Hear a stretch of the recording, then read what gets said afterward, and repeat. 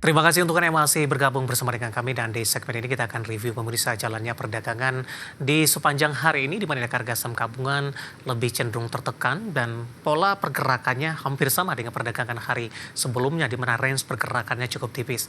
Dan kami juga masih mengundang Anda untuk bisa berpartisipasi di WhatsApp interaktif di 0812 di 8788 di 3723 seperti yang tertera di layar televisi Anda nantinya. Dan saat ini kami sudah terhubung melalui Zoom bersama dengan Bapak Yosep Kabetua yang merupakan founder of Namura Fund. Kita akan langsung sapa saja Pak Yosep. Selamat sore, apa kabar Pak? Selamat sore Mas David, kabar baik. Terima kasih Pak Yosep sudah meluangkan waktu di IDA Channel. Pak Yosep, Ya, hari ini harga saham gabungan kembali cenderung tertekan Pak. Meskipun iya. 7.200-an masih mampu dipertahankan. Pola pergerakan hampir sama dengan perdagangan hari sebelumnya. Tertekan ke 7.100-an, kemudian pelemahan lebih ke arah terbatas dan balik ke level 7.200-an. Secara teknikal, bagaimana Anda melihat pergerakan di harga saham gabungan dalam beberapa hari terakhir dan terutama di sepanjang perdagangan hari ini? Kalau untuk beberapa hari terakhir sebenarnya ISG itu cukup tertekan dari aksi profit taking investor asing ke saham-saham perbankan seperti BCA, BRI, Mandiri. Kalau misalnya kita lihat sejak awal Juni sampai dengan perdagangan kemarin, outflow dari investor asing itu udah sekitar 2,9 triliun yang mostly didominasi sama penjualan investor asing ke saham BCA, BRI, Mandiri, dan Astra. Jadi cukup masuk akal kenapa ISG agak bergerak naik, agak sulit untuk bisa bergerak naik dalam beberapa hari terakhir karena memang nuansanya atau misalnya dalam beberapa hari terakhir ini yang lebih mendominasi itu adalah aksi profit taking dari investor asing. Itu sulit karena dijual sama investor asing ini adalah yang market cap-nya besar-besar. Seperti itu. Kalau buat saya pribadi, saya masih cukup optimis. Ini kita masih dalam tren bullish. Secara makro trennya ini sepertinya masih tren bullish. Jadi kita lagi nunggu momentum aja nih sampai Ya. ada momentum di mana investor asing akhirnya mau kembali lagi, mau inflow lagi ke bursa kita. Baik, di perdagangan hari sebelumnya Pak, di perdagangan Rabu, indeks harga saham gabungan juga cenderung mengalami pelemahan. Tapi asing tampaknya masih melakukan net buy meskipun jumlahnya tidak terlalu signifikan. Bagaimana Anda melihat posisi ini? Sebenarnya net buy dari investor asing di perdagangan kemarin itu bisa dibilang bukan net buy yang kita tunggu, bukan net buy yang bisa ditunggu untuk bisa membalikan arah ISG untuk bisa kembali bullish. Karena kalau kita ngelihat yang diborong sama investor asing itu masih saham-saham yang basisnya itu komoditas seperti BRMS, ada BRPT juga kalau nggak salah dan Antam juga ada kayak gitu. Jadi ini bukan penggerak indeks. Ya. Jadi kalau misalnya pun investor asing masuk ke saham-saham seperti ini, dampak ke indeksnya, dampak ke ISG-nya itu tidak terlalu besar. Yang kita tunggu nih kalau misalnya investor asing masuknya itu ke BCA, ke BRI, Ya. Bank Mandiri seperti itu. Itu yang menentukan major trendnya dari bursa kita. Baik, ketika dari perbankan kembali dilepas oleh investor asing seperti Anda katakan tadi, momentum KUM dan ex dividen tampaknya juga memberikan efek, Pak Yosep. Kita ke Pegas boleh ya Pak? Pegas hari Iya, ini iya. juga salah satu pemberat terutama di sesi pertama pada pagi tadi melemah di 10,88% Pak, saat ini di 16,80. Bagaimana Anda melihat posisi dari Pegas dengan koreksi dalam di ex dividen kalau kita bandingkan juga dengan yield dividen yang diberikan oleh Pegas kepada investornya?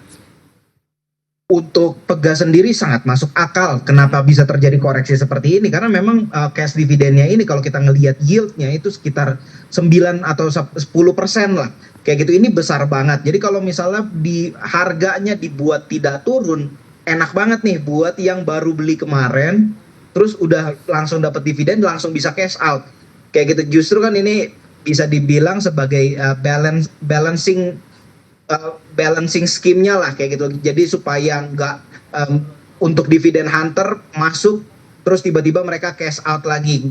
Jadi ya cukup masuk akal terjadi koreksi seperti sekarang ini.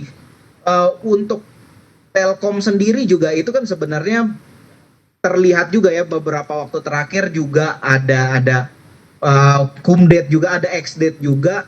itu masuk akal untuk saham-saham yang membagikan yield dividen tinggi, Ya, akhirnya mengalami koreksi yang kurang lebih nilainya sebesar dari nilai dividen yield yang diberikan. baik.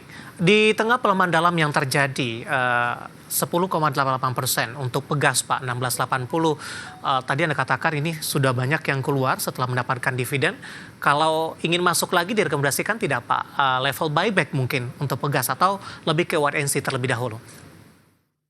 Untuk saham-saham yang ngasih yield tinggi seperti ini, justru menurut saya momentumnya itu ya momentum di tanggal ex-date-nya ini seperti MPMX itu Ya. yieldnya tinggi, Pegas juga yieldnya tinggi.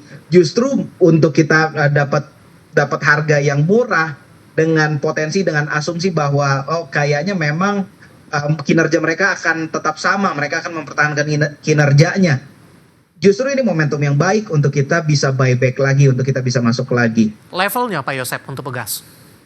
Kalau untuk Pegas, menurut saya di level penutupan hari ini itu koreksinya udah bagus banget, udah setidaknya udah level impas lah dengan yield yang diberikan. Jadi 1680 sampai 1600 itu masih level yang cukup oke untuk kita buyback.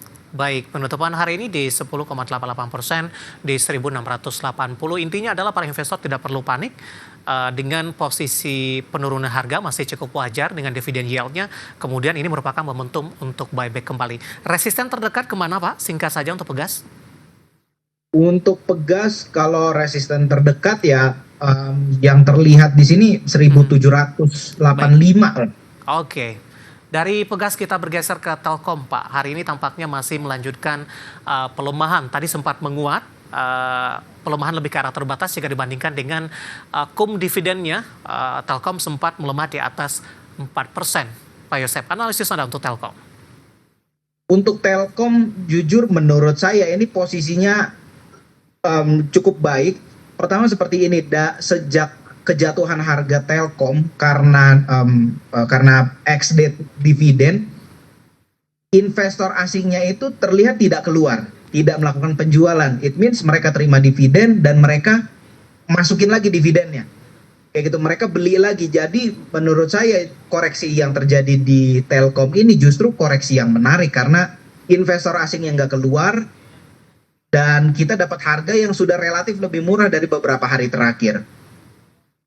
Rekomendasinya, Pak, singkat saja. Buy di level berapa dan target price terdekat untuk Telkom? Kalau untuk Telkom sih untuk level sekarang 2700, untuk supportnya itu ya di 2600 lah, 2650 untuk support. Target terdekat di 3000 menurut saya possible lah untuk tercapai. Ya, analisis untuk Telkom yang hari ini juga ikut masih menjadi pemberat pemirsa dengan beberapa support dan resisten yang disebutkan tadi dan target ke level 3000.